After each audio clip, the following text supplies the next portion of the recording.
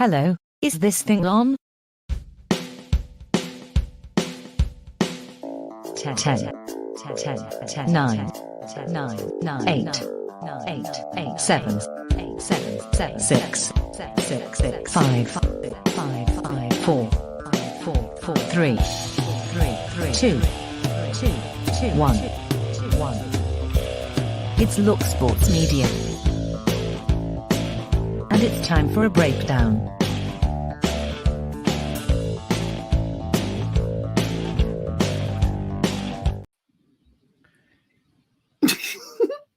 That all froze for me, so it didn't do anything. It freeze for everyone else. I just really enjoyed that. It's time for a breakdown. It's committed. It's Thursday night. It's 8 o'clock. It's now My first ever breakdown. I'm rather excited. Oh, I've had many a breakdowns, even before we start doing this show. I know, same. Welcome, guys. We're joined by Hannah is back from her holidays. Welcome back, Hannah. Welcome back. Thanks. Yeah, I went on holiday. You didn't mention it. Mentioned it enough. Yeah, you didn't mention it. Flooded our phones with photos all day, every single day.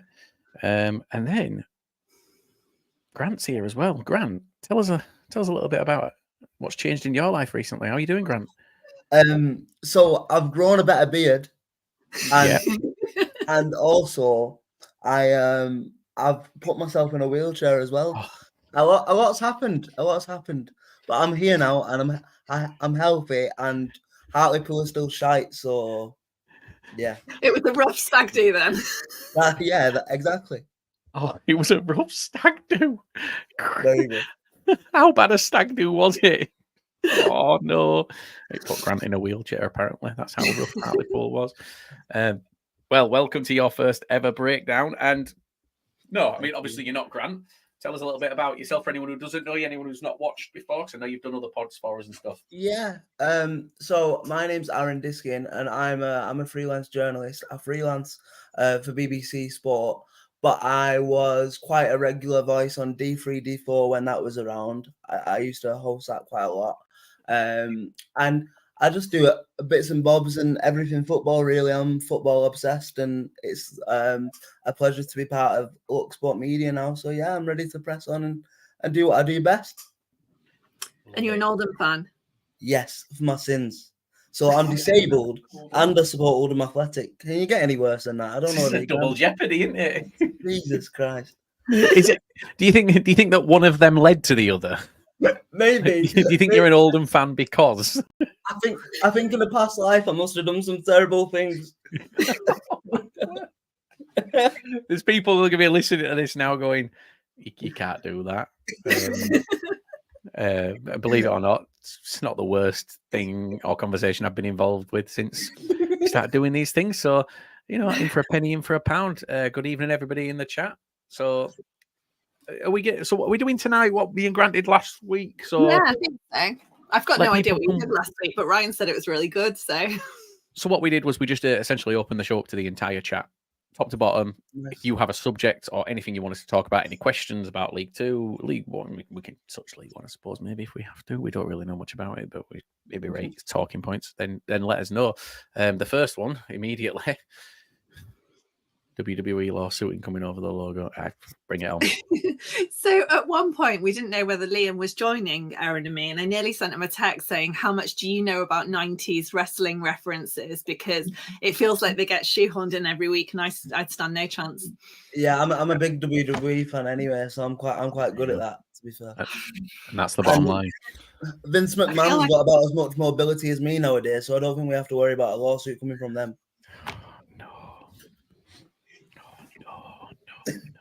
I don't even get that reference. So he's very old and he can't. He's got a walking stick now. Oh, right. He's one step up from you then, a minute. Yeah. Right there, yeah. I need to progress up the ladder, yeah. Yeah. In terms of top trumps, he's got you beat. That's it. Top trump. Can you imagine those top trump cards? Whoa. This show could go one or two ways here. Ryan sat just absolutely cringing and writing up apology letters to send out to everybody before we get going. We've got Charles joining us another week. Another breakdown to entertain me before my overnight shift. I don't know where Chow works. I didn't think Chow were allowed out of the house after 8 p.m. So I'm No, it just has to be within so many meters of the house, I think. so many meters away from a school. Sorry, Chow. Good evening, James. Good evening, Dale. And we've got our first. Oh, in fact, do you know what? Straight away, no chance in hell of a lawsuit. There's your first WWE reference, Hannah. You don't know what that means. Very nice. That's Vince McMahon's theme music. Oh, right. No chance in hell. I'd like to say I'd do some revision, but I can't be asked. Yeah. Oh, he's 5 minutes up the road at Spa. That must be within the 50-meter perimeter thing. Yeah, he walks slow. But not as slow as Aaron. Right, I've got to stop now. This has got to stop now because the thing is, what people don't get is you've given permission for these comments. This has been, you wanted this to happen, so we're leaning into what you wanted, and I'm going to get cancelled for it. Inclusion and all that. Equal opportunities. Everyone's a target. I love how we're 6 minutes into the show and we've not touched on League One yet. I think we should probably change that, to be fair. But we could talk about Chal being Santa at Gulliver's instead. Oh my! I've only just seen that. Oh my god. Is it too late for the Chalon d'Or? Probably is. Isn't it? It will be. Well, it all depends on when he starts and whether. Mind you, no, it starts early this year. That is next year's Chalon d'Or content right there. You could go and sit on his knee and tell me what you want for Christmas. Chow, I am 100% coming to sit on your knee if you get that job as Santa. And I'll go back daily and I'll vlog it.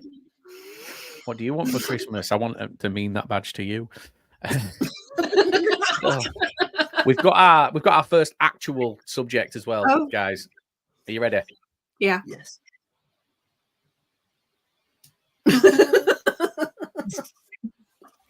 Cowley knows Bradford is a shuttle, like Johnny Williams. Yeah.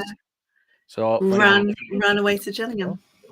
He did run away to Gillingham, but Cowley hasn't run away anywhere yet. But we know he's going to Lincoln by the looks of things. So anyone who doesn't know, it's come out today that Bradford had agreed terms with Danny Cowley, and he's made a U-turn at the last minute, which kind of explains the situation at Bradford with the statement the other day where if anything, I think it's quite clever because we got that new manager bounce with the interim. So, why not change interim and try and get another new manager bounce? We're going to get another one. Yeah. And then we'll change back to Kev McDonald next week and we'll just keep going. Because you lost to Sutton last weekend. Yeah. Why you got to bring that up? Because it's relevant and it's really funny.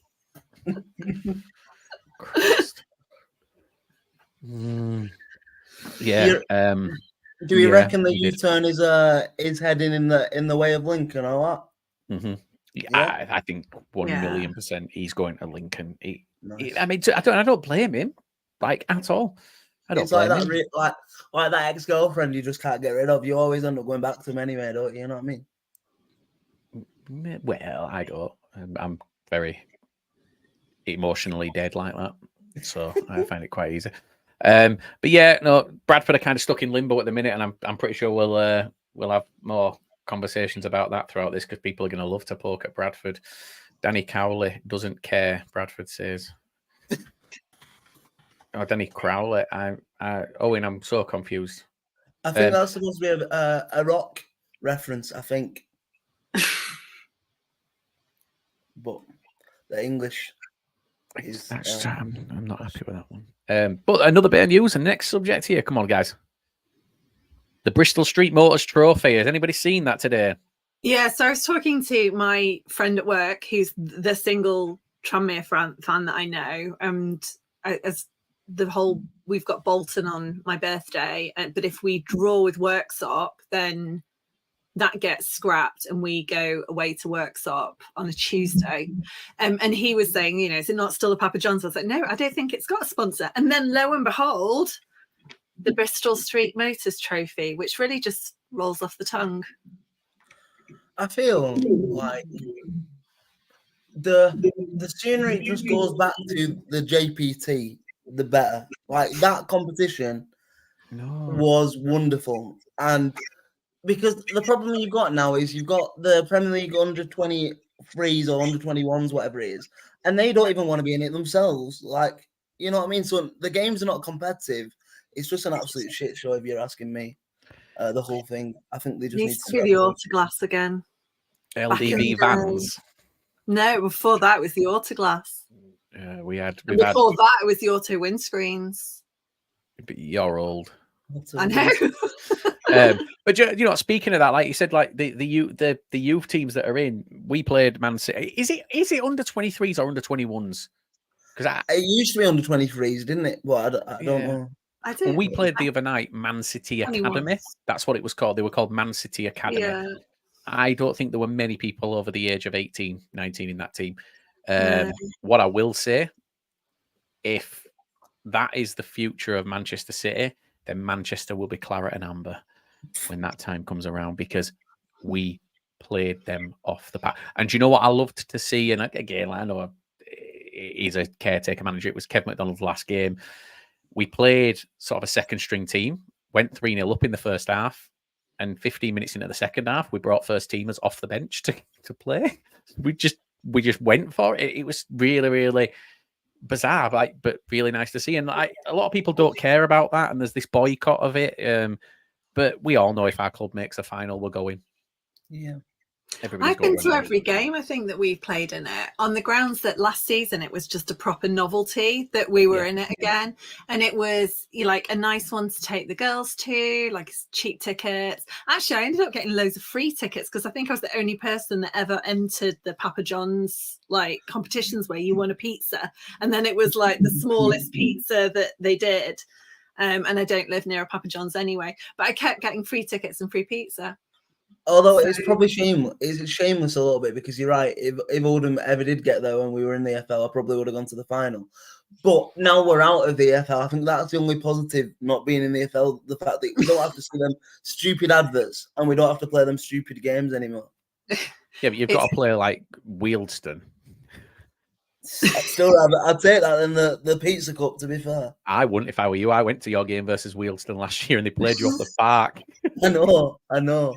But we had David Unsworth in charge then, so that says a lot, right? Yeah, it was bad. Very bad.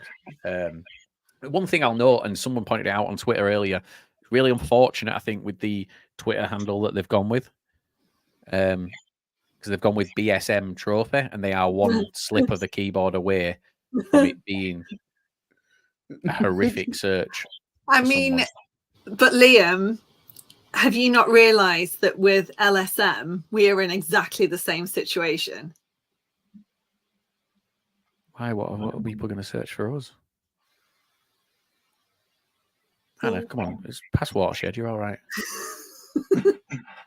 What am I missing? Am I missing? I'm lost, to be fair. I don't know what you're doing. Maybe it's an old thing. Yeah, it's an old thing. I don't want to poison your young mind. Yeah. So I'm not poisoned. My mind's not poisoned in the slightest. No. My mind's just brain damage, not poisoned. Oh.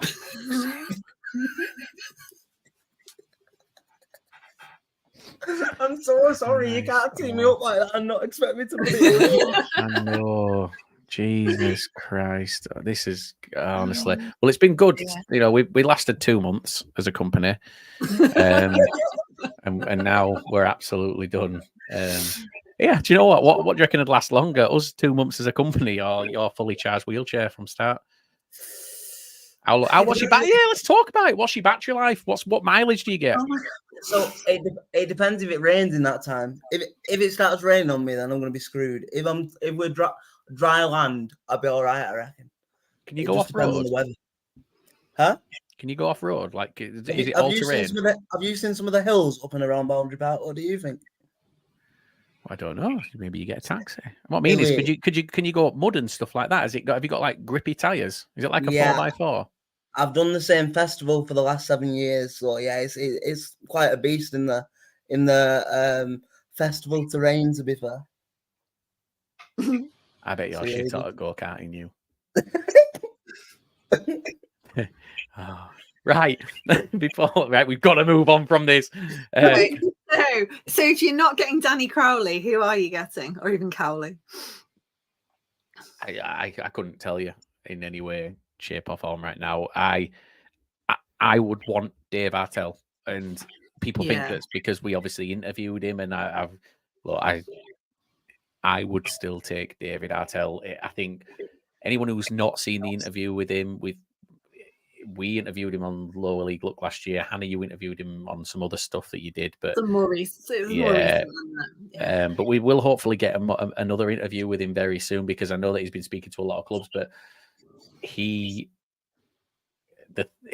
not just sitting around and waiting for an opportunity. He's been going out and bettering himself. I think that's important. That's important, especially in the sort of the way football is nowadays. Like you need to evolve with the times, don't you? And always look to better yourself. And I think that's whoever gets our talent next is in for like a really exciting sort of period, I would imagine, because of that. You know, it's gonna be hard to sort of know what it's gonna be like. Uni. As well. Yeah, he's been to uni. He's like gone to clubs all over the world. He's been in different sports. Like was it judo or karate that he was saying the other week? I think it was judo, wasn't it? And thinking about like the difference in like management and coaching for individual sports versus teams, and how you can kind of pull the two together. It's really, really interesting. And I think the one that stands out for me as like an indicator as to how well thought of he is in the game is the Arsenal one. He was working with Mikel Arteta, and that shows how well thought of he is within the game when you've got a top end Premier League manager calling on him, bringing him in for support. So I'm all for it for Artell. The other manager that was in the running, as you can see down there, has gone to Gillingham.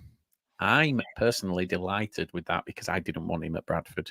And that was just purely because I'd done no research. But Gills fans are really happy with him. Well, I think there's two sides to the coin, isn't there, really? Because like if you're putting a positive spin on it, it's a sort of unproven manager that's going to be able to, like, you know, cut his teeth. So it's somebody with fresh ideas, and that's what I think Gillingham's needed for a while. But then the other side of it is the sort of inexperience, and like obviously so many clubs try it and it never works. And like I think with an appointment like that, you have to be prepared to give it time. You know what I mean? 4 or 5 months won't cut it. Is, you know, it's maybe, I don't know. It's gonna take a while. I'm not impressed with Stockdale as his number 2, if I'm being honest. I think that's probably more of an alarm bell to me than the actual appointment itself. But yeah, I mean, there's caution, there's room for optimism, but also you'd be a bit worried that it wasn't going to pay off, I guess. Mm-hmm. Absolutely. Yeah. It's definitely a gamble, but I guess they know what they're doing. And like the conversations that we've had with Arteta.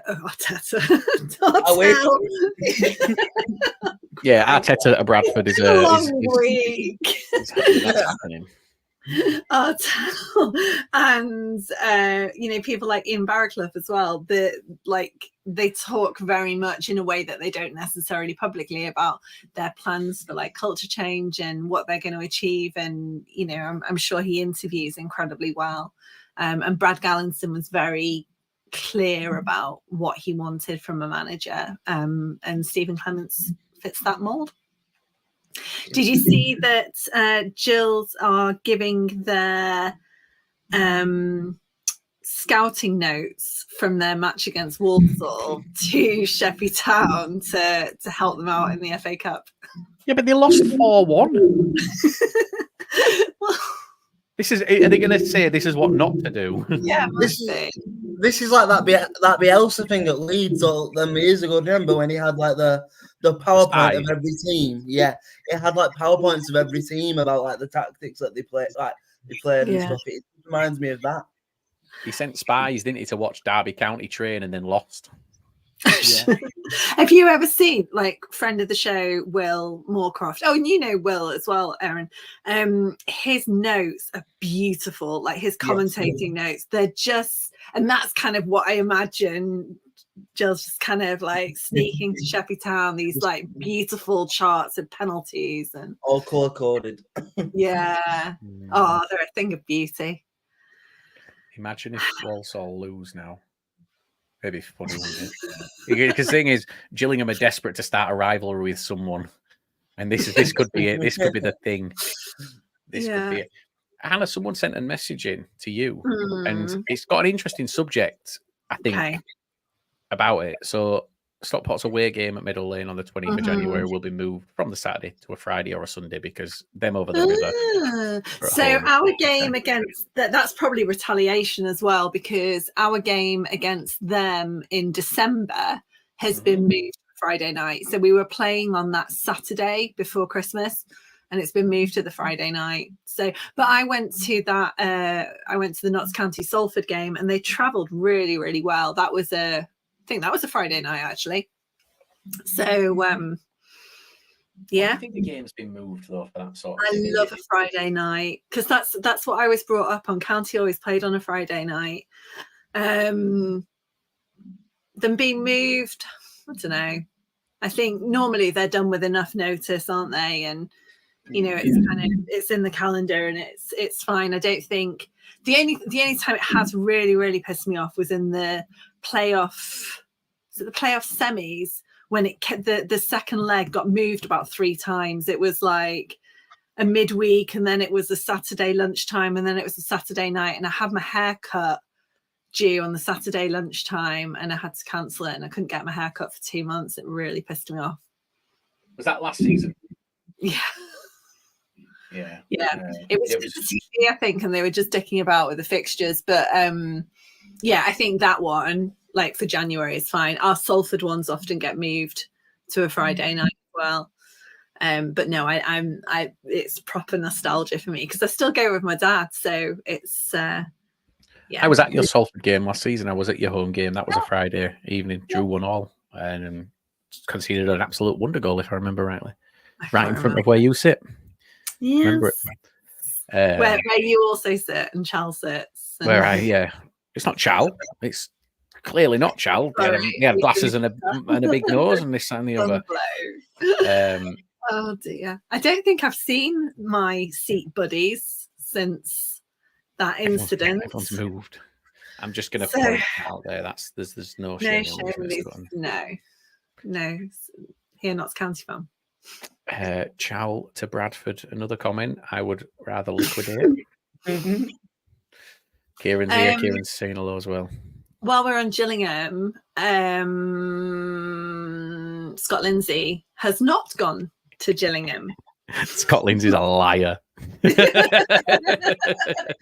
know what though? That video of him today, like the press conference, it had full on post Casa Amor Love Island vibes when someone's trying to cover your tracks. Yeah. I didn't do anything. I was just trying it out. It was really flattering. The head was never turned. I think the only way he's like denying this as vigorously as he is because he probably believes it. Because we know he went. Well, I say we know. Allegedly, public knowledge, he went for 2 interviews. You know what I mean? So what? Who's lying? What's the crack? Somebody's lying. Who is it? I mean, look, this isn't allegedly because this is. I saw his daughter on social media responding to posts from her friends about moving back home, which is over that way, and she was commenting saying, "Yes, can't wait." Blah blah. So they all thought it was happening. There's no way that it wasn't. Look, Crawley's form dipped almost to the day that Neil Harris left Gillingham. If there was no truth to the rumour, they'd have shut it down sooner. Yes. His first time speaking about it was this Monday. It's been 6 weeks. So he'd have spoken sooner. Absolutely. To say his head has never turned. Like I imagined him like the girl from The Exorcist, you know, where her head's just doing 360s. Because that's how much he thought he had that job. I guarantee that he's not at Gillingham right now because of Gillingham, not because of him not turning his head. Yeah. No. But will he stay at Crawley?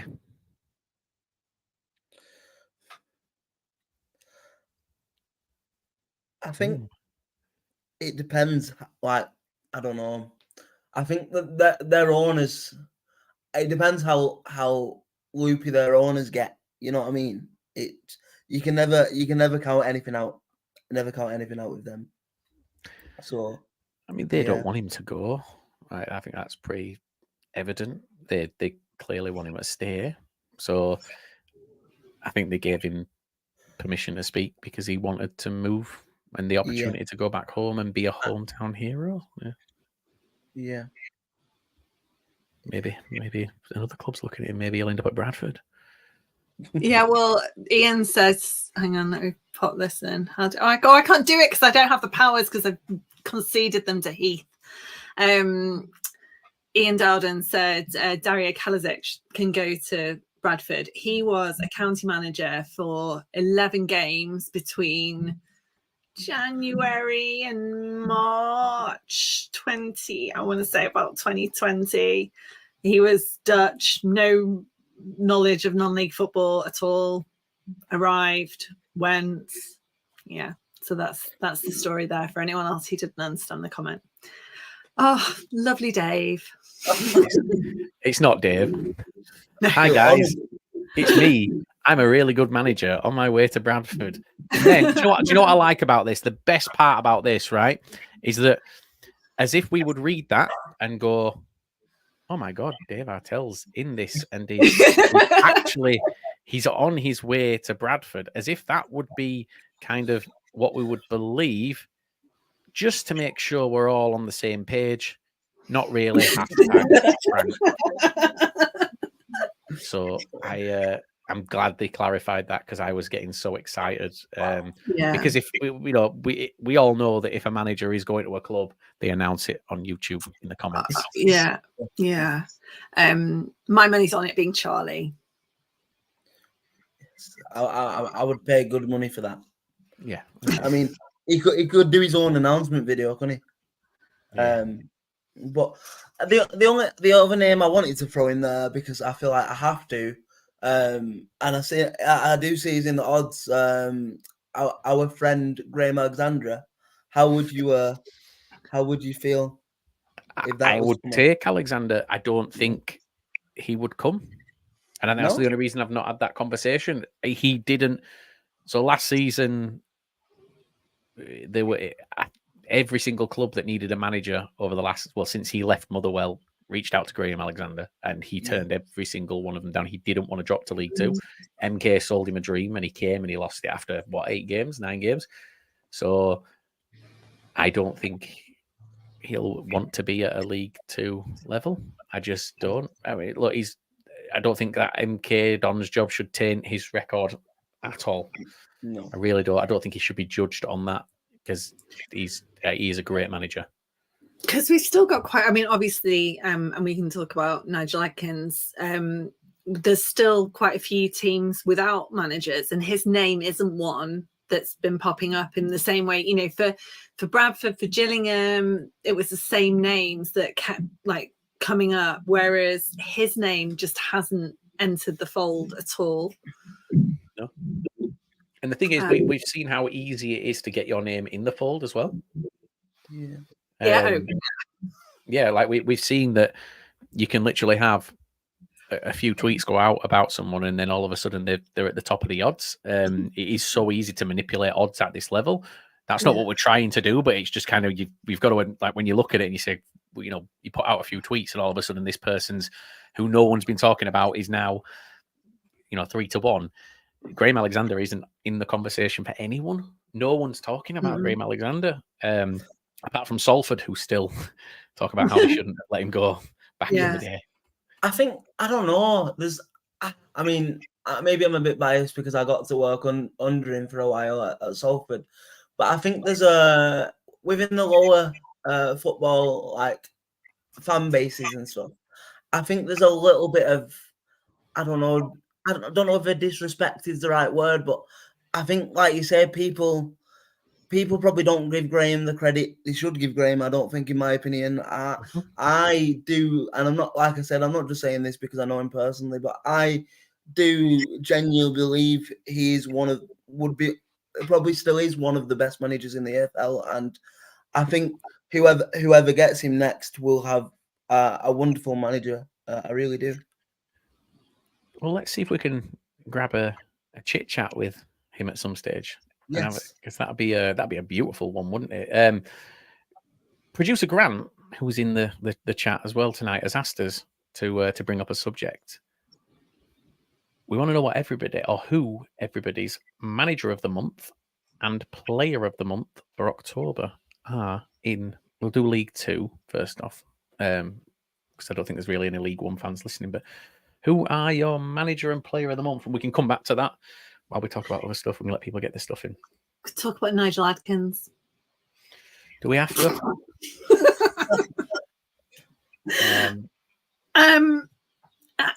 I don't. I mean, we've talked a lot about Tranmere and how they don't openly kind of entertain rumours. They don't. They're very close. They're not particularly transparent.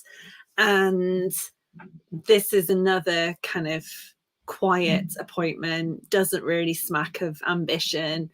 I wonder whether it is an attempt to limit their wage bill, in that they had Adkins on the payroll anyway. So even if they've given him an uplift for taking on a managerial role, given the amount of peril involved, then it's still cheaper than having him in a director of football role and a manager.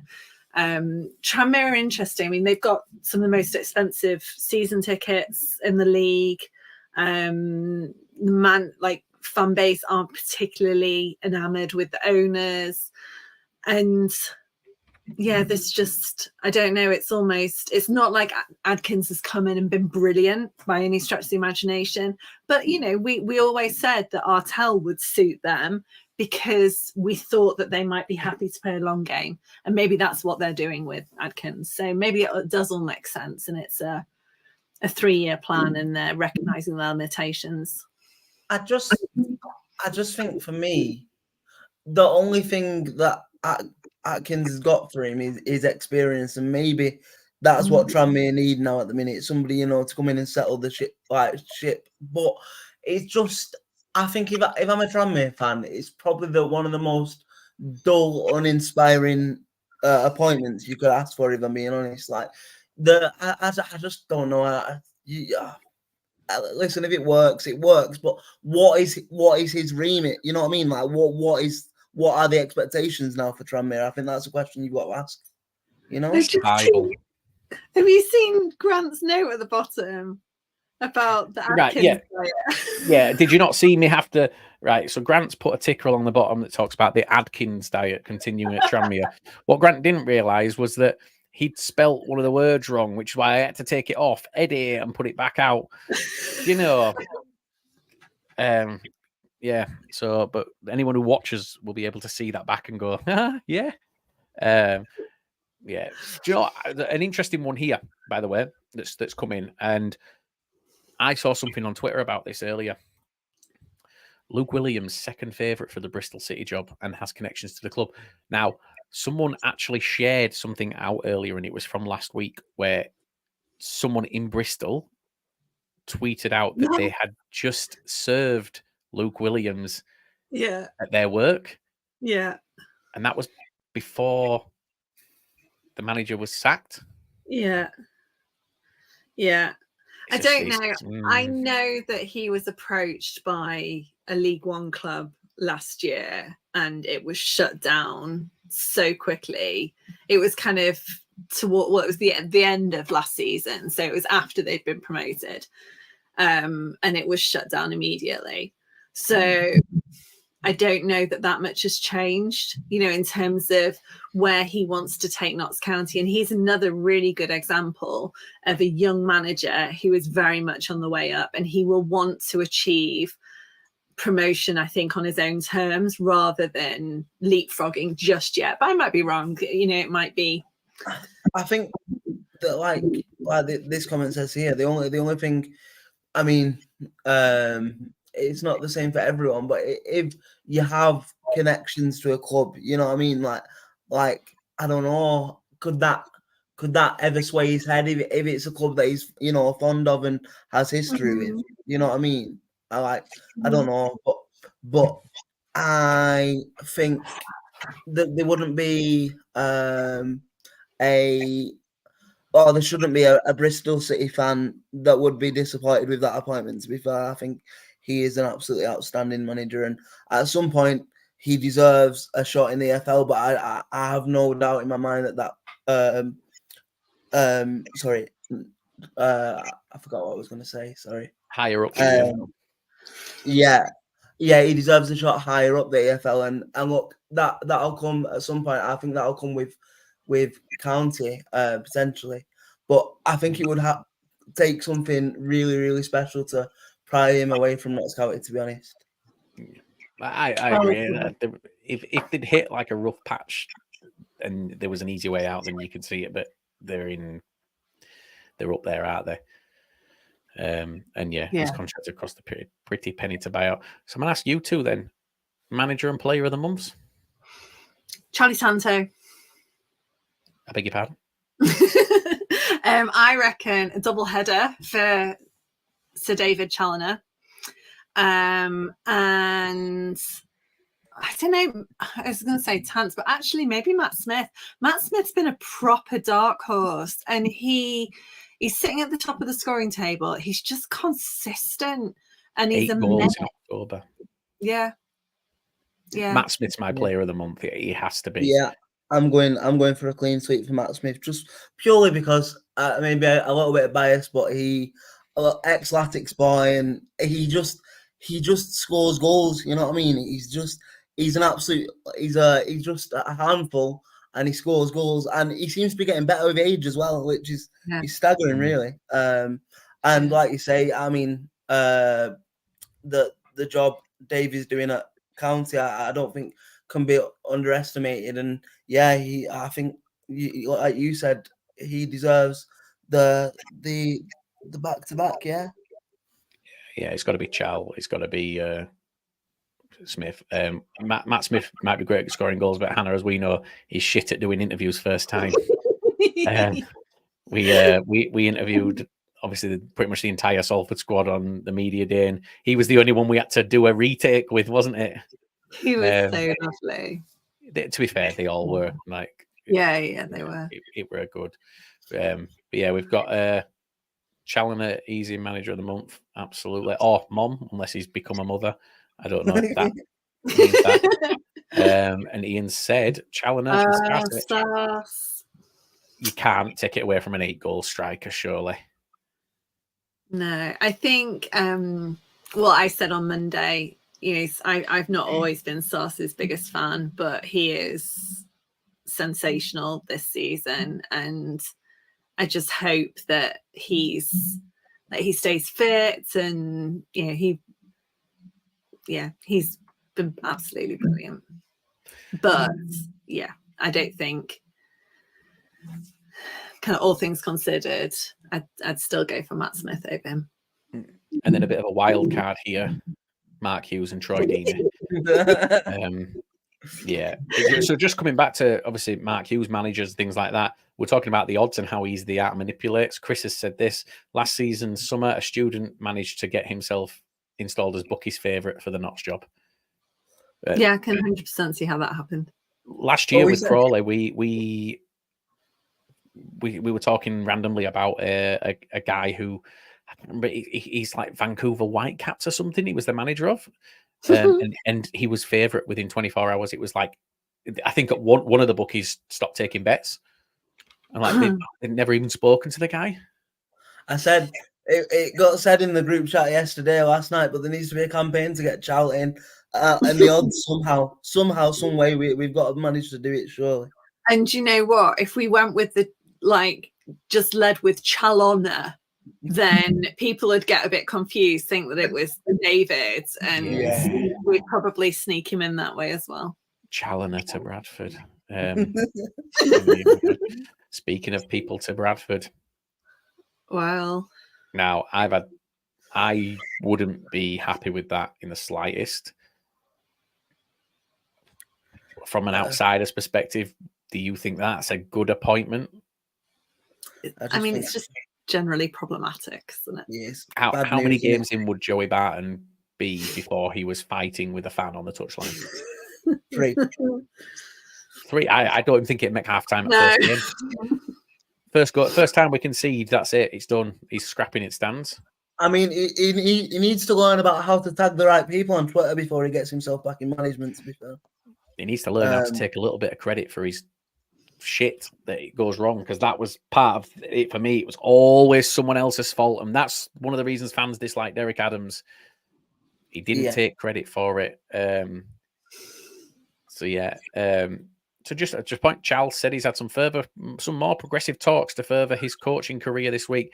Yeah, he's got his provisional driving license. He's going to drive buses. He's going to drive the coach. He's going to drive the team bus. But yeah, Joey Barton is romantical because Barton hates Hughes. Well, I mean, in that case, there's 17,000 fans who would be good for the job as well. Yeah. Yeah. Oh. I like that. Yeah. Don't sign a player or manager with package. One of my friends though always says, like, if there's no red flags, it's not fun. So there's no excitement, you know. Yeah. Yeah, to be fair, Bradford appoint Barton, you're guaranteed a hell of a Christmas party. I putting cigars out on youth team's eyes and fighting outside McDonald's, prison time, bit of everything really. I still really want to know whether Odin Bailey has brought his fine record across to county, or whether now that he's somewhere where he's happy and smiley, he's behaving himself. I reckon that's the only reason they signed him. Yeah, the pay for the Christmas party. Yeah, that's a good reason to sign someone, isn't it? Right, that just got me thinking of like quite a novel question. But if you could come up with something to like a fine that you could give to footballers for something that doesn't exist right now, what would it be? Mine would be, I think every player, especially this year, every player that kicks the ball away, knowing that it's a yellow card, should get a fine from the football club. Honestly, there's nothing on my life that annoys me more than that. Like, Oldham have had 3 players sent off this year. So, 3 players sent off so far this year. 2 of them have been for second yellows for kicking the ball away. How thick do you have to be? Like, you know what I mean? So how many of them were Mike Fondop? Huh? How many of them were Mike Fondop? So Mikey was 1. Yeah. But yeah, so that would be my rule. What about you two? What would be like one fine that you would bring into football? Ooh, what would I introduce as a fine? Oh, the fist punch, the Pete Wild fist punching. Anyone who does that to away fans.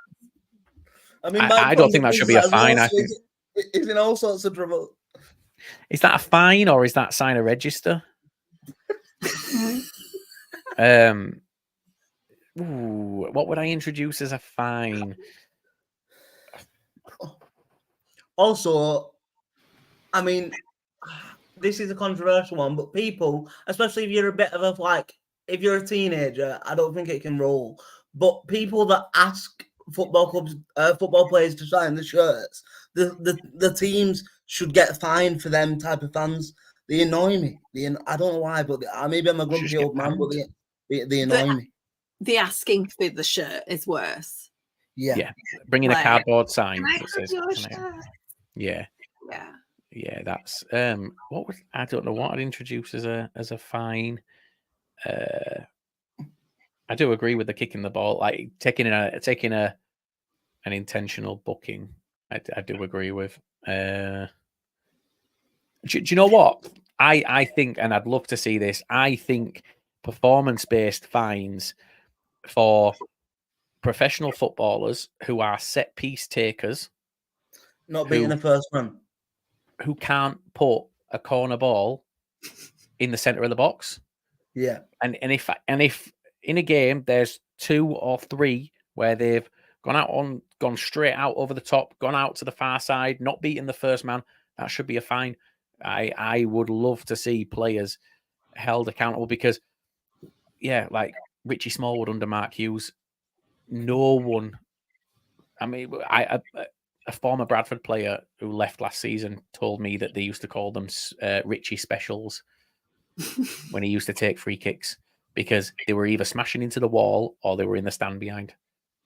And that's all it was. No one knows why he continually did it that way, what they were trying to achieve. So yeah, I think players, professional footballers that aren't able to do the basics, if it's on repeat, that should be a fine. I'd love to see that. Like clubs, I'd love to see clubs publicise fines. That'd be interesting. Not the amounts, as in like not the amounts that they pay, but the amount, like what players have been fined for and how many times, because you can maybe pinpoint issues there and who the problems are in the squad. I'd love to see at the end of every season. One, though, it was when Nick Powell signed for us, and there was a post that was like fines. I don't even know where he was. Maybe it's when he was at Stoke, and no, it was at Villa. It was Villa, I think. Was he at Villa? Don't think so. I think it was Villa that there was an old fines list tweeted out. I know at Latics we have 2 that pique my interest. So if you just flat out refuse to do an initiation song, you get fined. And also, apparently in the squad every week we have a designated coffee pickup person. So if they get the order wrong, it's a fine apparently. Yeah, because Osama Ashley told us that he took the fine rather than the initiation song at Salford. Yeah, and I'd do the same. Ian said leaving your tactics on the side of the street should be a fine. Did you see that? Was that it was the Tranmere, like wheeling this, it was like a massive flip chart. It wasn't, I don't think it was a whiteboard, but wheeling it down Hardcastle Road with and tactics that were just like weird football cliches. They'd got the referee's name wrong and crossed it out and written it again. It was utterly bizarre. It was strange to see. On the fines thing, did anybody see the non-league team that had their fines tweeted out? And you could tell that they had the standard fines, and then something had happened that forced them to add something on very specific at the bottom, and all the fines were like £2, £3, and then at the very bottom it said shagging teammates' wife on Christmas do. And I was like, that's happened for that to get added at a later date. That was a very specific. That's probably how it came out that he knew about it. Yeah, if someone just walked in and just put the money down, then it was a game of just guess who. Oh dear.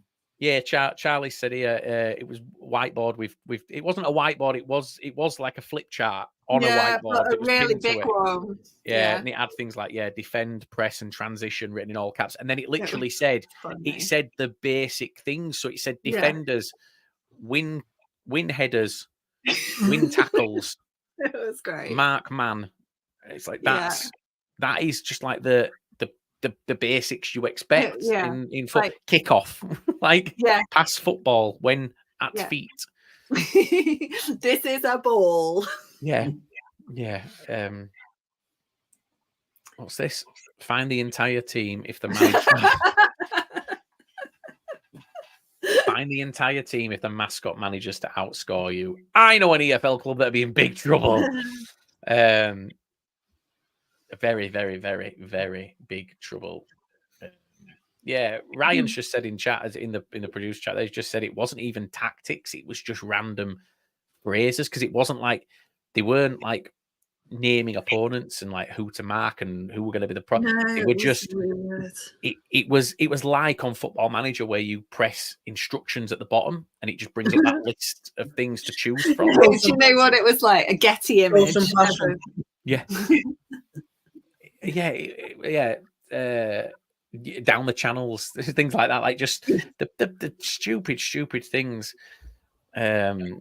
Max has said there should be a fine for Bradford players being loud, leaving training when I'm trying to study.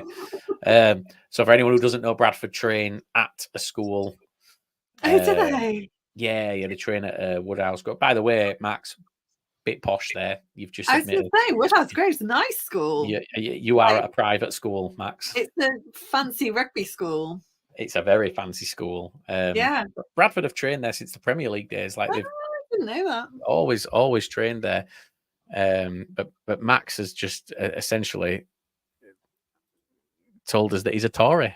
There, It's all right, really. Max. It's not real. It's not all right. I felt myself as well by knowing about the schools. Say Hannah's one as well. We've just never had the conversation. Right. Okay, Max, I'm going to pick apart this sentence right here.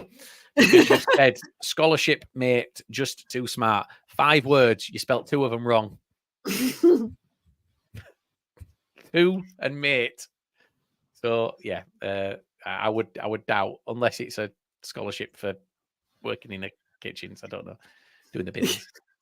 No, he's just like, I used to do this. I used to kind of affect a bit of a like more Stockport accent, so I wasn't rumbled as being from a private school. Oh, did you go to a private school? That's how I know about bloody Woodhouse Grove, because we used to play them at rugby. Oh, right. Bloody hell. Trying to shout at me. There were you. But then I went to work for the Labour Party in Brussels, so I like atoned for my like ill balanced out. It was fine. And Stace has joined us and said, "Hey up, bunch of asses." I mean, thank you, Stace. Welcome to the team. Good evening. Welcome to the team. Yeah. So, what else did we have to talk about tonight? Because you had some subjects that you wanted to bring, Hannah, didn't you? I think we've done them all. Just have we done them all? While I look at my list. Can you believe we might have actually been professional for the first time in a while and actually covered the topics? Well, Ryan sent Joey Barton's tactics that he leaked. So we had Jules and Sheppy, Lindsay's desperation, Tranmere's lack of ambition, Bradford hoping for second interim manager bounce, cut break giving teams time to find managers. Yes. 8 minutes of content right there. Yes, but before we do, I'm going to read you some of Joey Barton's phrases. So we were laughing about some of the stuff that was on the Tranmere board, things like defend, press, transition. Joey Barton's had big start, turn them early, play in their half. That's a big one, that. Squeeze space, lock them in their half, positive action, and goal mouth action. And then with a smiley face at the bottom, enjoy. I was going to say, like, have fun. I mean, that just screams I can't even say the word. What's the word? Innovation. There we go. And he's also wrote at the very top, 3 points available. No, he didn't. You just he has.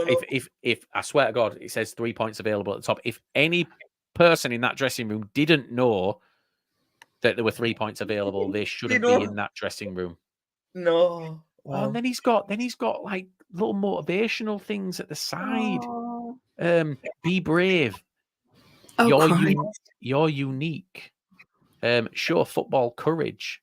You got to die for 3 points. A true superstar. Shut up. You're just making shut up now. Hannah, it's in your WhatsApp. You've got it. It's literally, honestly, he's put 18v18 of us. Their fans can't help. Who are they playing? Knowing Joey Barton, probably a friendly. What he pedals out every week. Yeah, this was probably a pre-season friendly. This. It's the you're unique. You can imagine them on like post-it notes on the mirrors around the dressing room. Like... This is just for the small-sided games in training. This one, yeah. Also, they were playing Chef Wednesday. So this was the Chef Wednesday game. Stace has asked in chat who's saying this. This is Joey Barton's tactics board. Wow. Beautiful. Oh, be brave. Oh, show football courage. Gosh, he's such an inspirational leader. I mean, this could all be your saying that whilst he's like stamping on some youth player's throat. James has said here. I'm sorry, right, but if this what it takes to like manage at this level, then we can definitely get Chow in at Bradford. I'm telling you.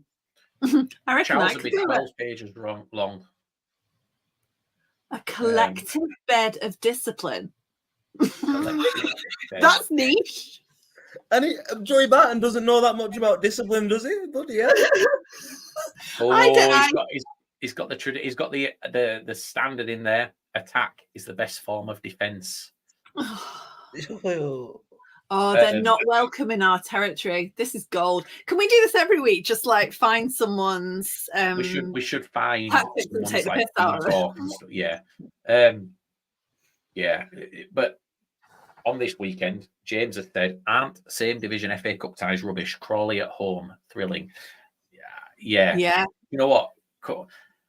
Low or early stage cup games are just not what they used to be at all. The magic of the cup is, let's be honest, unless you get really far, is dead.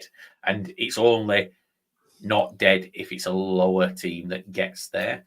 And it's going to die even further. It's going to die even further now. They want the proposed plans that they want to take out the replays, which is absolutely bollocks if you're a low league fan, because that's our bread and butter. That's what we make money on. You know what I mean? They don't care about us, do they? They just care about making the bigger teams comfortable. That it's annoying, isn't it?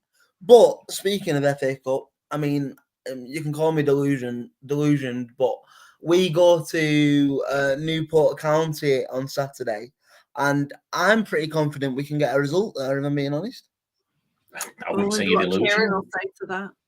I wouldn't say you're delusional at all. I'd say you can get a result at Newport County. So, yeah.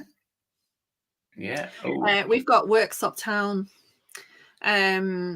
So, and honestly, I wouldn't be mad if they won, because they're so excited about it, and they've sold like a couple of thousand tickets.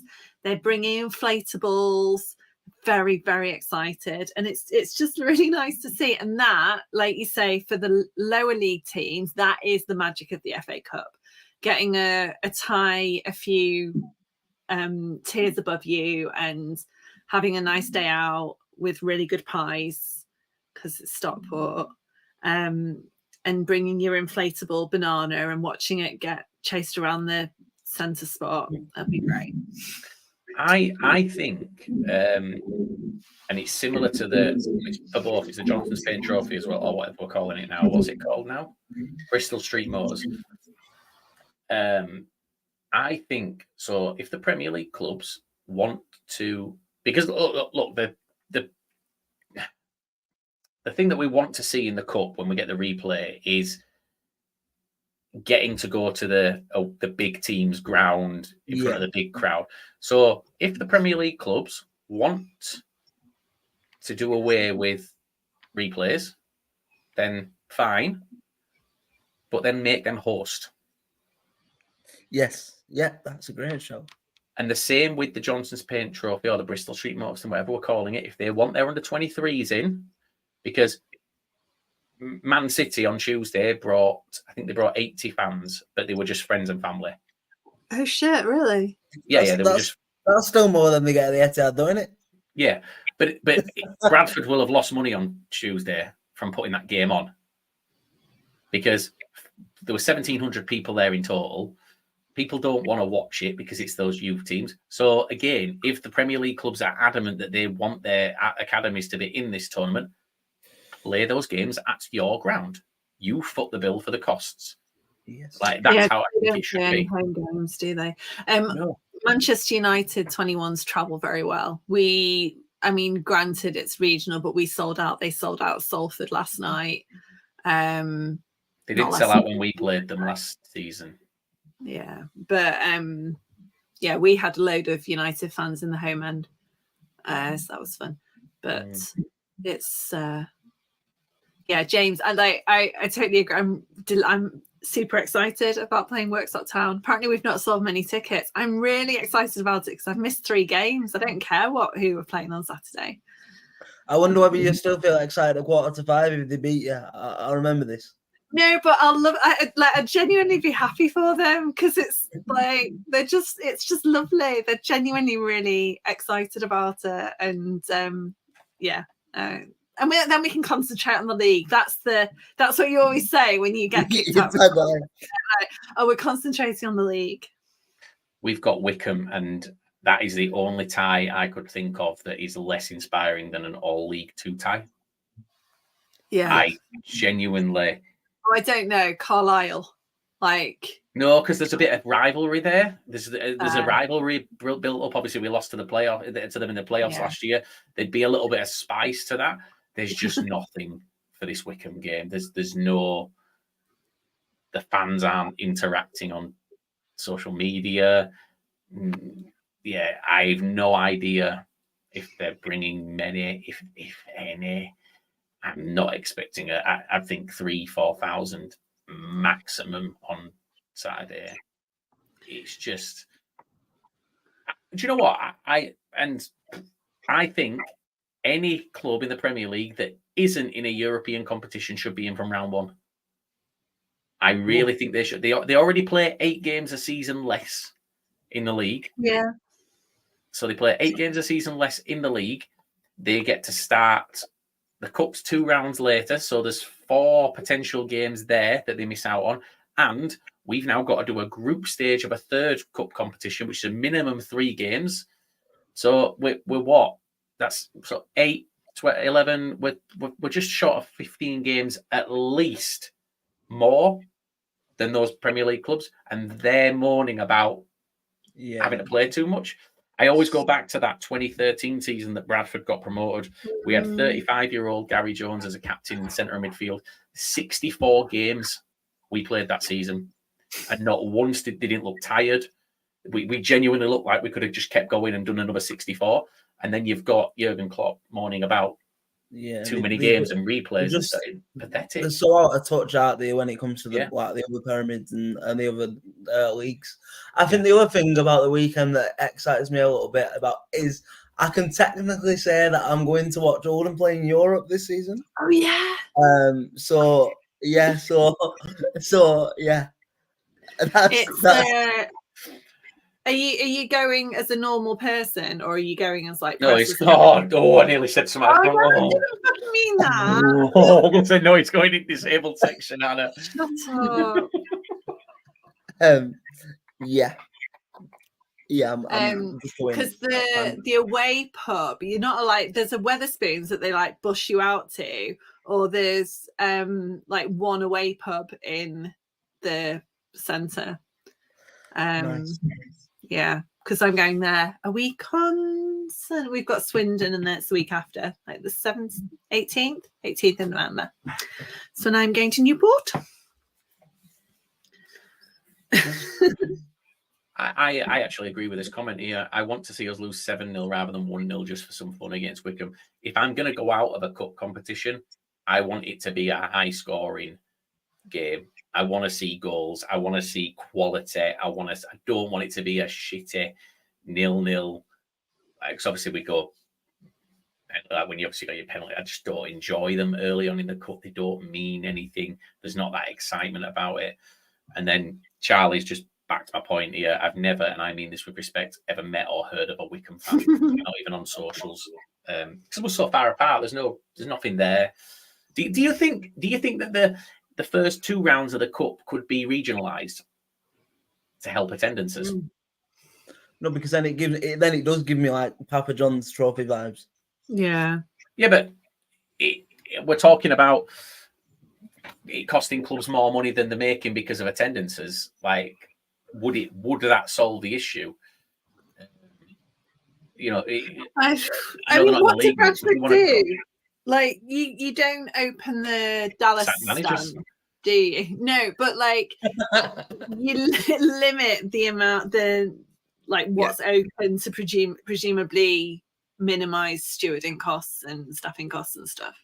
Yeah, we've on Saturday we've got the bottom tier of the main stand and the stand behind the goal open, and then the away Right. fans are where they normally go. So we've still got stewarding for 3 stands. Yeah. And the Dallas stand's only ever open on huge attendances anyway. So realistically, we've got 3 stands open, which is what we have. Yeah. We'll have less stewards on, but you know, you've still got to run the kiosks that are in there. You've still got policing. Yeah. It's yeah. I don't know. I think regionalizing could be or like you could go even further, and it'd bring some of that magic back to the cup. Like go even further rather than it just being sort of north and south. You could have Yorkshire as a group, like as a seed for the first one. You're guaranteed to play a team from within X amount of miles, and it creates that reason for people to go. I feel like you're just trying to turn the FA Cup into Masters football.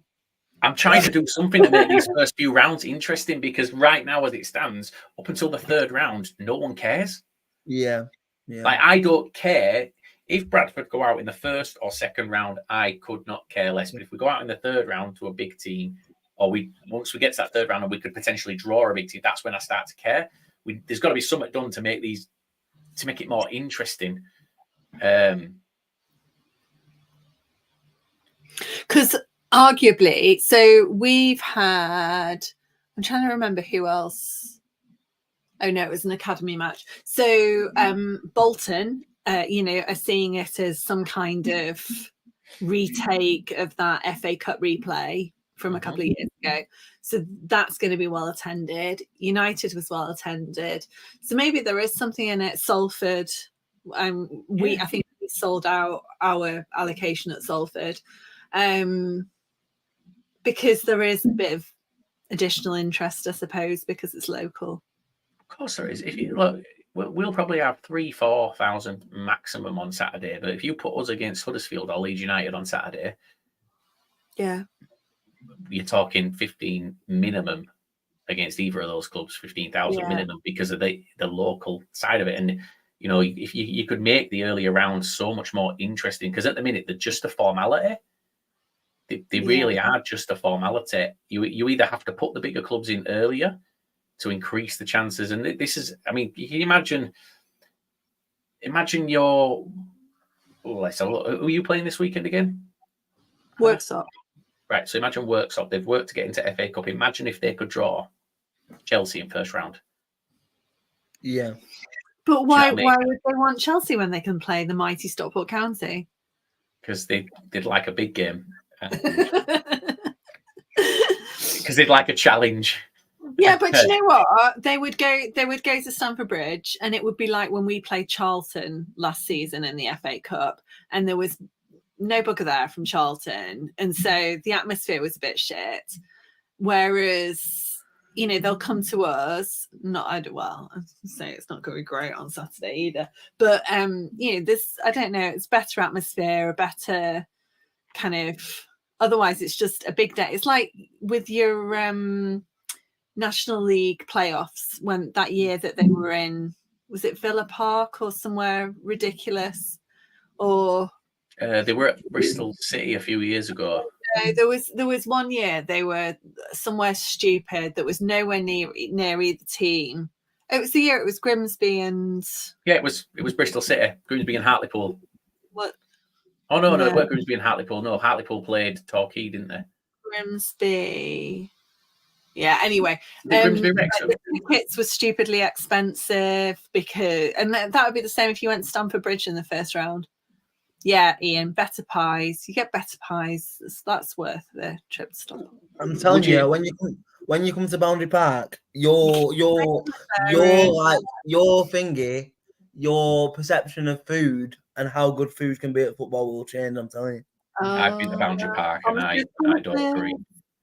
Have you been since we got the gyro Greek bus thing? It was done the watch with samosa burger that you had me at. Yeah, the samosa sandwich. Chris has just said it was the London Stadium, Solihull and Grimsby. Yeah, there you go. Yeah. So, what was I going to say? Oh, so you were just saying there, obviously, we use this weekend as an example. What if you'd drawn Colchester at home? Oh yeah, no, like honestly, no. Like there was this Twitter poll earlier about what would you rather, and we both answered the same. Like, would you rather have a League One or League Two team at this stage for a bigger team later? And yeah, I'd much rather have an easy tie now with the chance of staying in, getting a bigger tie down the line, but also getting the tiered prize money as you go through the stages as well. I'm honestly super excited about Worksop, not because I think we'll smash them, just because I think it's different and it's not your kind of week in, week out Colchester, Sutton, Halifax, or actually no, I'd be excited about playing Halifax. What's that for? Yeah, I just think that there's so much more they could do to make this cup competition's just kind of the forgotten about one until the quarterfinals, isn't it? All of them are really. They don't care until Man City and Man United. No, the FA Cup's the FA Cup. But then why do they're just so neglectful of these earlier rounds? They really are. Like there's no incentive to get people to go and watch these games. No. Which ones are on TV? Are there any on TV this weekend? There possibly will be, but again, that's just shows how little people. Yeah, I'm only going because I'm working. I couldn't tell you, to be fair, if I'm being honest. But yeah, I feel like I don't know.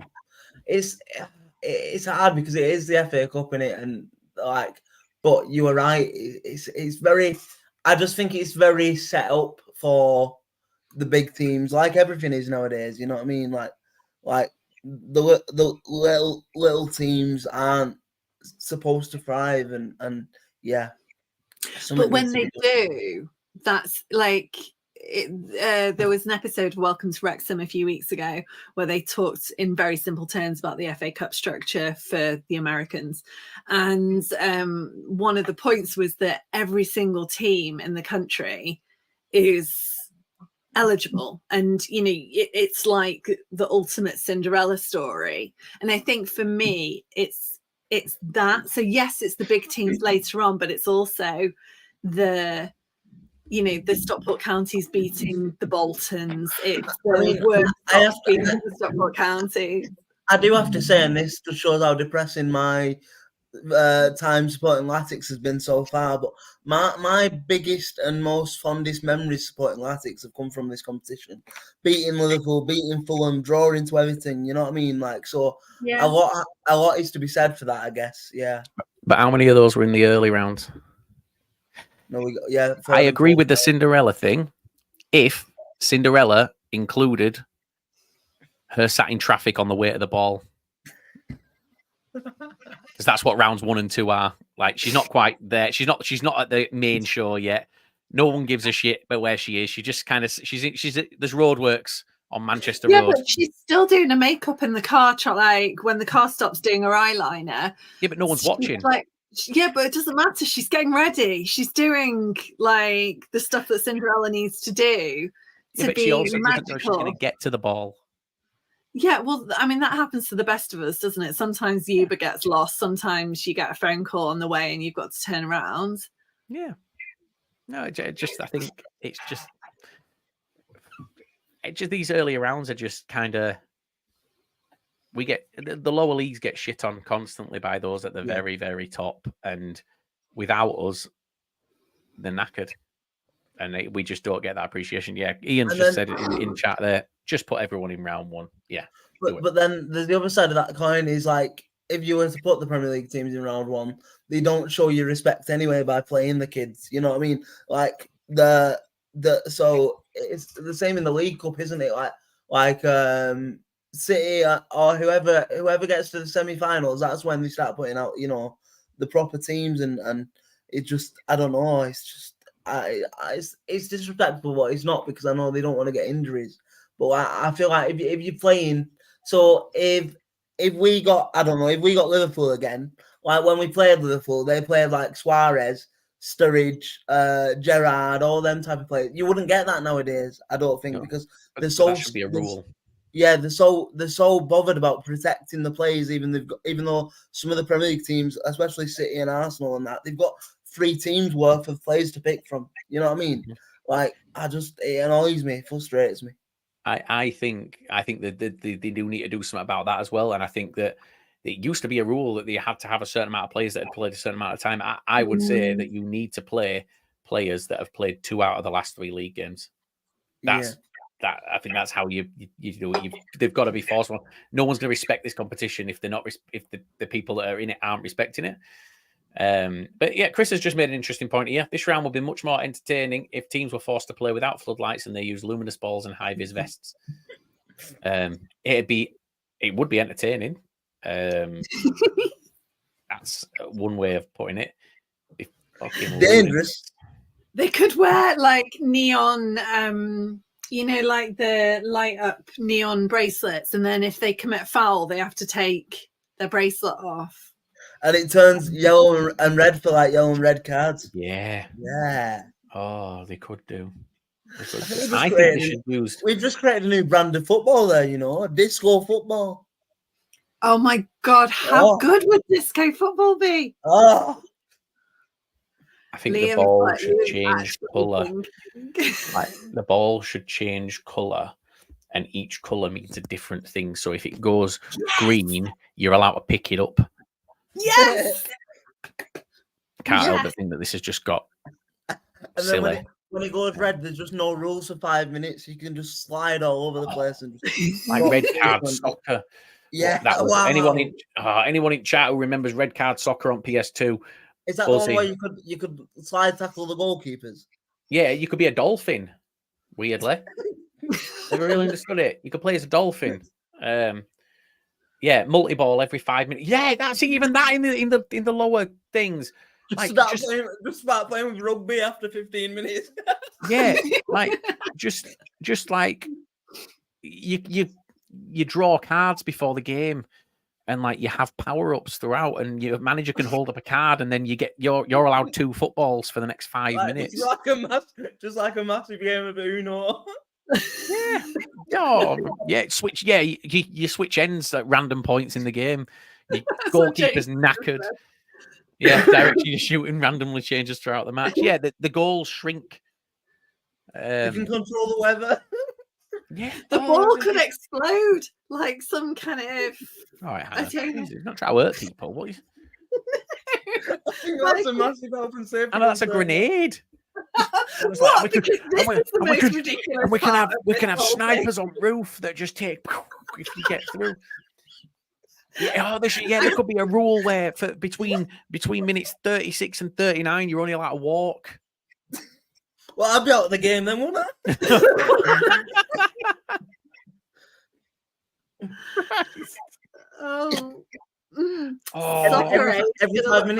Every 5 minutes you lose a player. Oh, like last man standing. They draw seat numbers and someone gets to play. So, like at Charlotte's team, every time they go down by a deficit of 3 goals, they get to add an extra player on. They always run out of players because they're that not great.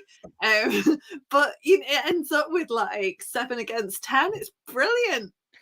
I like it. Jay's just said teams should just play rushy keeper. To be honest, we used to call that goalie when. I can play that position because I'll be the fastest one back to the net. You cover the most area of the goal. Yeah, really, and like a transformer. I can raise myself up and down, so I could just hit it over the bar. Yeah, I'm like a transformer. Me, you've never seen me an Optimus Prime. Cherry picker. What have you got? You? I'll show you. At the Christmas party, I'll show you. Hive isn't a construction hat to go up the stairs.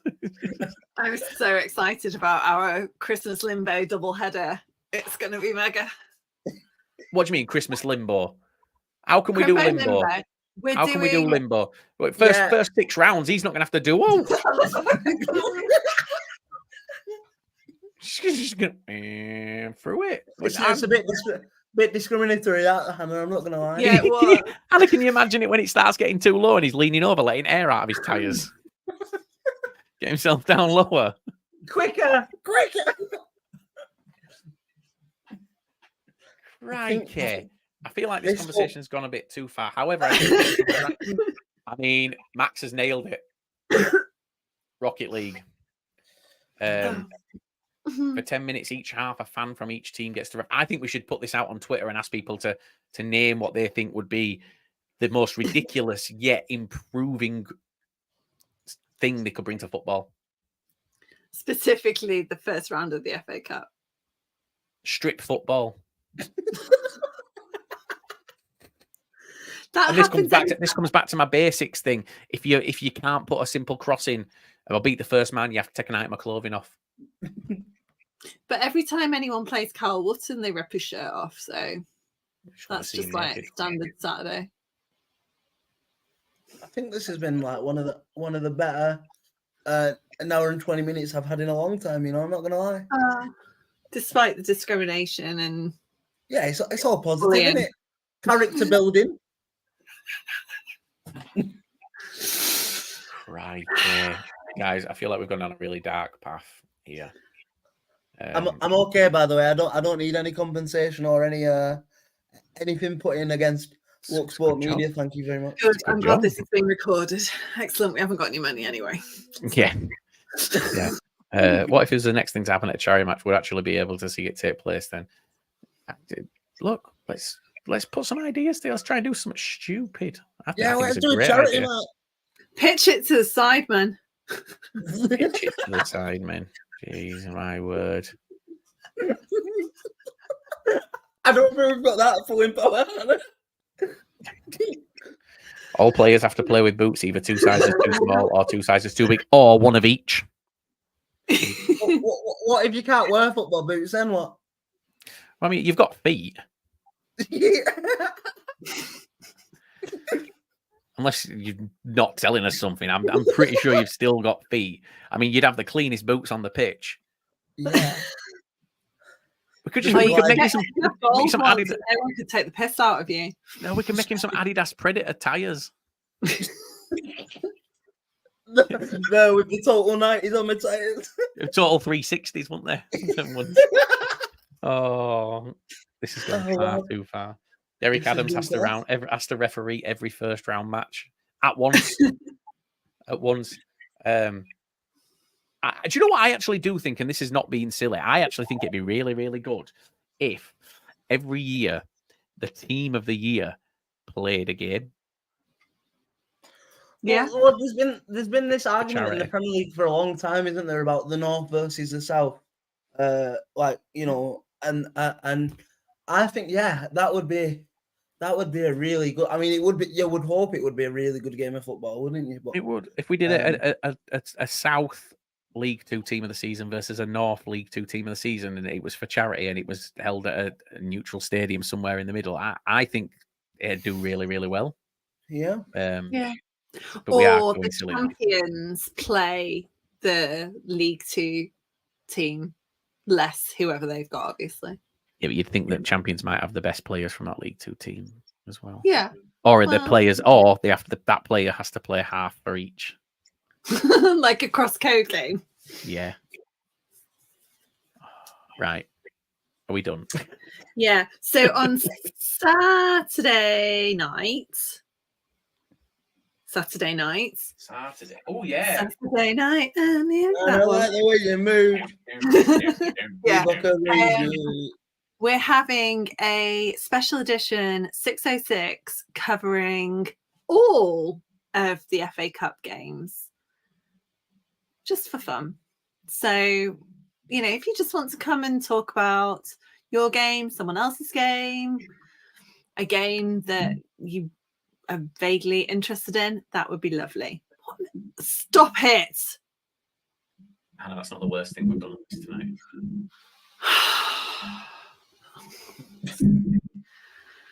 Oh, and he's gone. Was that Grant booting you out? I don't think it was Grant, because I can imagine Grant was howling with laughter, and it was Ryan.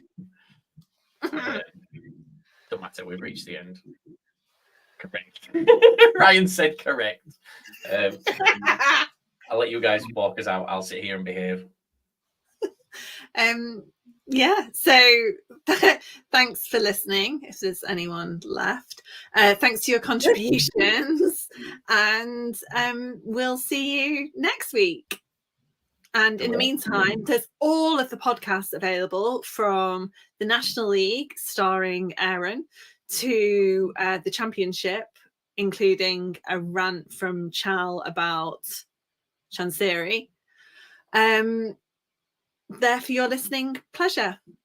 So we shall see you on Saturday night for the 606. Is there a League 2 606 on Sunday?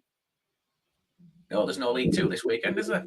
Well, no, but sometimes you might just like to have a chat. So we'll have We used to enjoy these weekends off. I thought you might. Whereas I have no plans on a Saturday, so it's all good. I'll speak to you on Saturday night. Thanks very much. Yeah, cheers, guys. Thank you.